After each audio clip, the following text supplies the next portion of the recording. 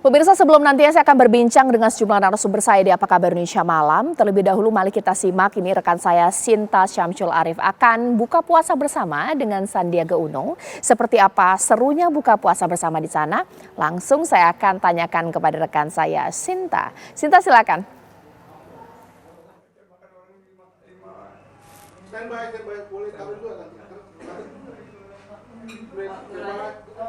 Oke, langsung ke situ ya.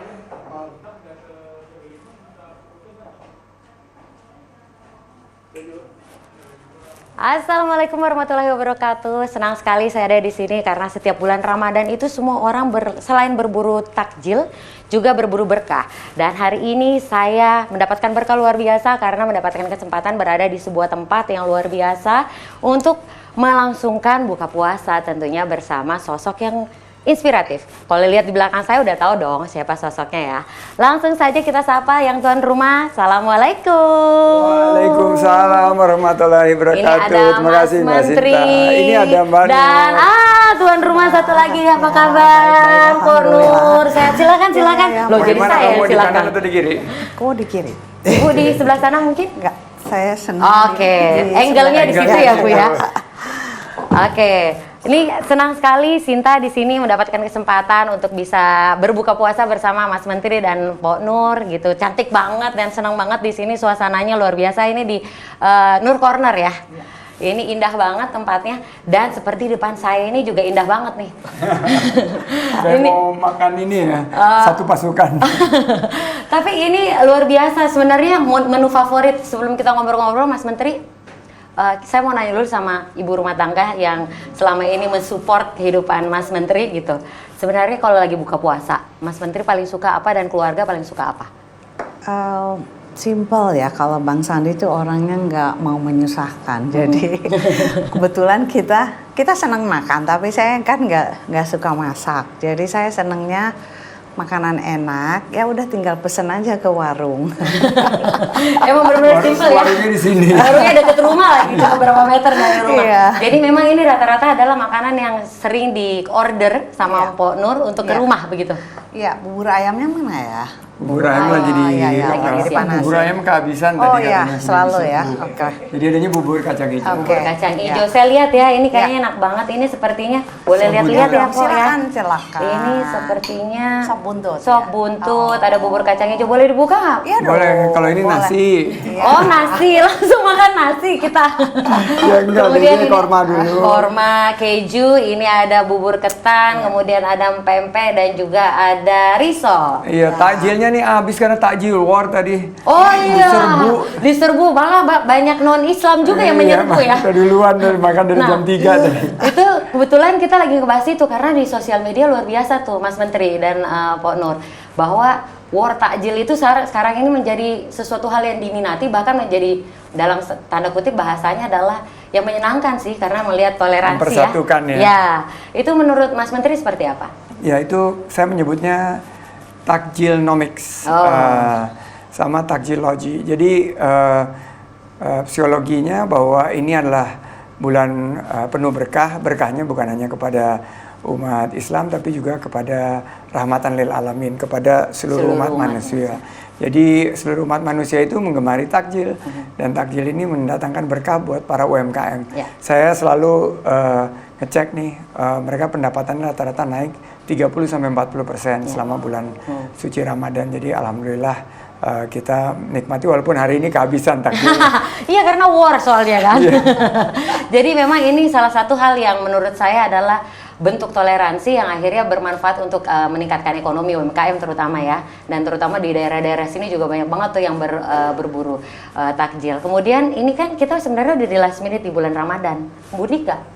Mas Menteri atau Mpok? Kita kebetulan orang tua kita ada di Jakarta dan terakhir mudik itu mungkin 15 tahun yang lalu gitu ke keluarga ayah saya kan ada di Gorontalo. Terus semenjak itu nggak pernah lagi karena udah sepuh ya bapak ibu saya, dan bapak ibu saya yang paling senior juga, jadi keluarga semuanya ngumpulnya di rumahnya. Jadi ngumpulnya di Jakarta ya. Namun kan masyarakat sekarang banyak sekali melakukan mudik. Iya. Mas Menteri, pendapat Anda mengenai mudik ini dan bagaimana peranannya untuk meningkatkan pariwisata lokal begitu? Mudik ini luar biasa ya, akan berdampak kepada pariwisata dan kepada ekonomi kreatif, karena dari 194 juta yang akan mudik, 70% populasi kita, 80% lebih akan melakukan kegiatan wisata nanti di kampung halamannya. Ini akan memutar ekonomi lokal dan juga produk-produk ekonomi kreatif, kuliner, fashion, maupun kerajinan tangannya juga pasti akan banyak dibeli oleh para pemudik ini untuk menjadi oleh-oleh saat mereka bukan hanya mudik bawa oleh-oleh di Jakarta, tapi juga mudik itu baliknya dari kampung halaman bawa oleh-oleh juga buat kita yang ada di perkotaan. Artinya back forward juga dapat ya? Semuanya dapat. Kiri kanan juga dapat. Nah, totalnya tuh 276 triliun pergerakan ekonominya. Tapi kita melihat ini sebuah ancar-ancar yang konservatif mungkin bisa menembus 300 sampai 350 triliun. Wow, luar biasa berarti ya. Nah, melihat angka sedemikian banyak begitu, kalau beli takjil kayaknya udah luar biasa tuh kita ya.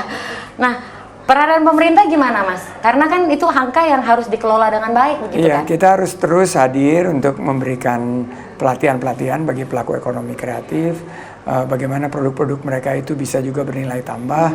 Terus kita membantu pemasarannya tentunya dengan menyediakan baik yang di fisikal maupun virtual. Kita hadirkan tempat-tempat mereka bisa menawarkan produk-produk mereka, dan terakhir pemerintah harus hadir juga memberikan permodalan ya.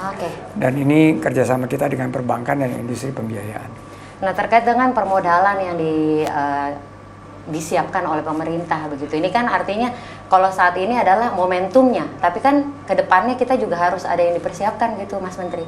Artinya permodalan itu apakah start overnya dari sekarang atau memang sudah disiapkan di momentum-momentum seperti sekarang? Secara kesiapan regulasi sudah disiapkan sebelumnya, dan industrinya juga sudah siap. Jadi tinggal kita bagaimana para pelaku ekonomi kreatif yang mayoritas UMKM ini bisa juga melek keuangan dan melek digital. Itu tugas kita di pemerintah untuk menyiapkan SDM yang mumpuni. Artinya saat ini udah benar-benar disiapkan, bukan cuma momentum sekarang aja, tapi nantinya kan akan ada mudik-mudik berikutnya yang akhirnya memberi peluang buat ekonomi dan UMKM di Indonesia. Nah, sekarang kita ngomongin mudik berarti pulang kampung. Nah, kita orang Jakarta ini main kemana? Kira-kira Pak Nur ada rencana mau bawa kemana begitu keluarga gitu? Ya paling-paling kalau di Jakarta kan ya biasanya Sulaiman ya, karena anak-anak biasanya ke Ancol, Dufan, terus ke Taman Mini. Ya ke Taman Ragunan, itu yang biasa mereka yang ritual yang biasa. Jadi memang ritual biasanya jalan-jalan gitu, rame-rame begitu. Iya, dia udah jadi sama gengnya. Duta wisata sama kelompoknya ini keliling-keliling gitu loh. Mengecek kesiapan destinasi. Wow, dari kecil udah diajar Mas Menteri ya, nih harus dijaga nih aset-aset negara gitu. Nantinya bakalan keliling lagi sama seluruh keluarga. Ya, insya Allah ya, tapi kita biasanya ikut memantau sih, karena kan saat wisata ini naik, justru Kemenparekraf ini kan kerja untuk memastikan destinasinya ini siap, bagaimana sampahnya dikelola dengan baik, agar tidak menumpuk pengunjungnya, bagaimana penyebarannya, parkirnya, dan lain sebagainya.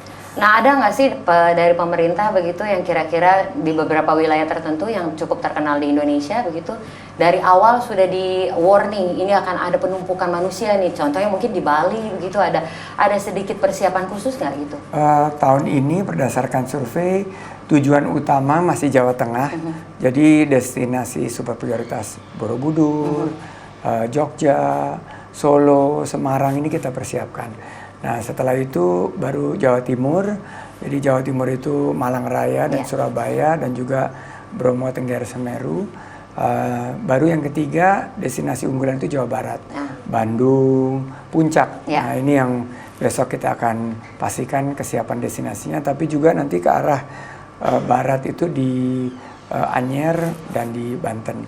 Kalau Bali selalu di Lebaran itu menjadi favorit dari banyak sekali, pasti bukan cuma domestik artinya kan? Mancanegara dan wisatawan Nusantara juga banyak yang ke Bali. Oke, itu udah seru banget. Kita yang di Jakarta terutama memantau terus bagaimana persiapan pemerintah dan juga masyarakat yang sedang berlibur saat ini. Saya dari tadi memantau makanan-makanan yang ada di sini. Boleh cicip nggak sih? Boleh, silakan. Oke, yang saya mau cicip pertama ini dulu boleh nggak? Oh Ini iya ya, dong. Ini adalah, Boleh. sebentar ya pemirsa ya, saya cicip dulu dari Kolang-kaling. warungnya Po Nur nih. Ada di Nur Corner, ini kayaknya kelapa sirup ya Bu? Iya, iya. Bismillah. Warung UKM. Enak banget, ini kelapanya asli loh. Luar biasa. Makasih loh udah mengajak saya buka puasa. Nah, pemirsa, ini mungkin akhir dari pembicaraan kita dengan Mas Menteri dan Pak Nur.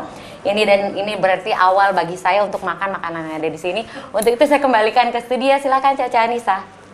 Ya, terima kasih Sinta. Rasanya pemirsa, ini rasanya saya ingin gabung sama Sinta dan juga Mpok Nur dan juga Bang Sandi pastinya. Kalau dulu sebutannya Bang Sandi. Waktu kemudian saya mewawancara di kontestasi DKI Jakarta pemirsa.